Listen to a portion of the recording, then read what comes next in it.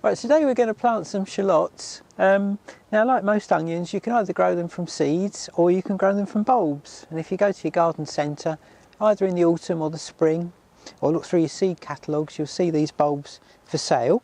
They're quite big, almost the size of a pickling onion.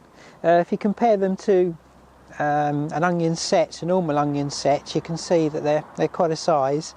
And what will happen is that as they grow, these will split. So what you're hoping is you'll get 5 or 6 decent sized bulbs about this size by the end of the season for every one that you plant. You can put them straight in the ground in the autumn. So you could be planting them, if you get the right variety that is. There's a nice one called Germor that you can plant about September, October time. Or you can plant again in the spring, and normally you'd be putting them outside in sort of February, March, usually February for shallots. They need a little bit more growing time than the other sorts of onions. But if like in my garden I've got real heavy clay, it sits wet and cold all over the winter, so what I tend to do is to start them off in trays. Use these sorts of cell trays, so they're quite big cells for the bigger onions.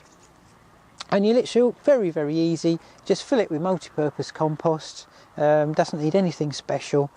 Just take your bulb, pointy side up, and just plant it, push it well into the compost and just firm it round so you can just see the tops. Now if you were planting these outside, you'd probably plant them about 1 inch deep, but when you're putting them in trays, that's all you do, just literally plant them on top. Put them somewhere sheltered, so it could be in a cold frame or a cold greenhouse. Doesn't need any heat at all. So once you've planted them, just water them, label them, put them on the greenhouse bench, as I say, or mini greenhouse if that's what you've got. What will happen is they'll produce loads of roots and they'll start to grow from the top quite quickly.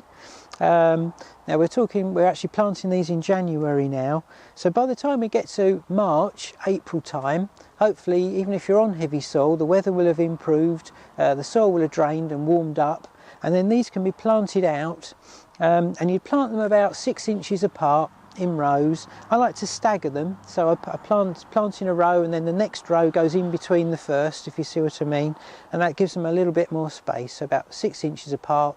And the rows about 8 inches between the rows. Gives you the advantage, as I say, if you've got a cold wet soil, it means that they get a better start, but also an earlier start. We're doing this in January. Normally you wouldn't be planting them out till February, March, so you get a good extra month's growing time with your shallots.